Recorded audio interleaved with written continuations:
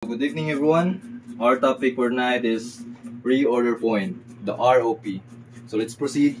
The R topic. So if the coffee's expected daily usage is 15 packs of bread, the anticipated delivery is 5 to 8 days.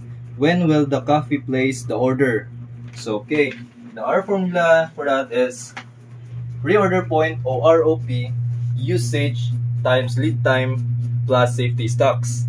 Ang atong usage diri is mao ni siya ang 15 packs of bread nya i-times na nimo siya sa lead time, which is 5 to 8 days. Dayon imo na siya i-plus sa safety stocks, which is 15 packs of bread per day.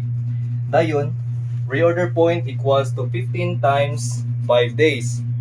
Dayon imo na siya i-plus sa 15 times 3. Nya ang resulta na niya is reorder point equals 75 plus 45. Dayon equals na siya og 120 packs of bread. Nya ang atong place, the order na December 5. Nya lead time na siya og 5 to 8 days. The order will arrive December 10. Nya pagkapos December 10, 5 days minimum order, lead time na siya lead time. Okay, safety stocks dates niya is December 10 to December 13.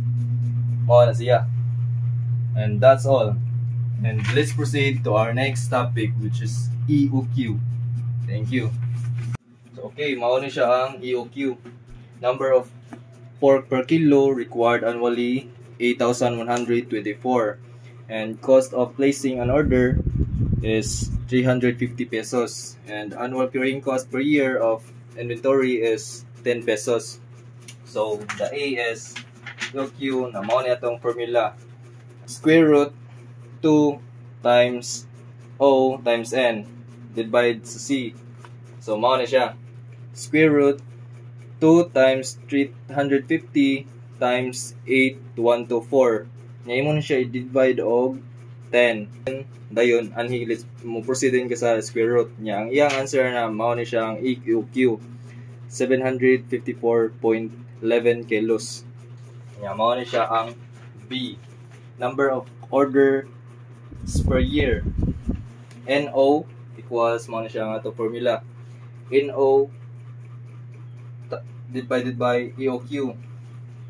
And 8,124 kilos divided by 754.11 kilos. Mao na siya ang atong answer.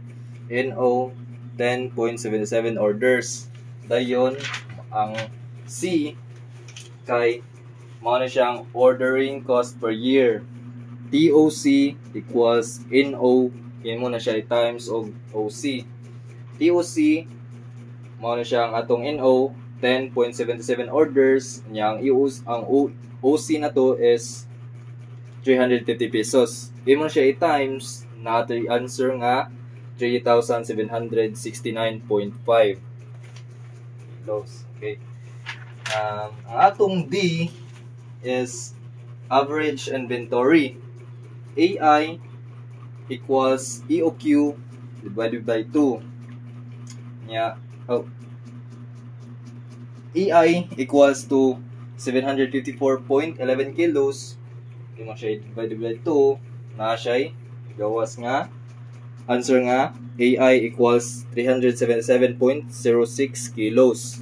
Okay. Yang atong E is total carrying cost per year.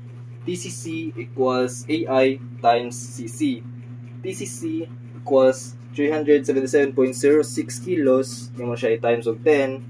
Ang atong answer na is TCC 3,770.6.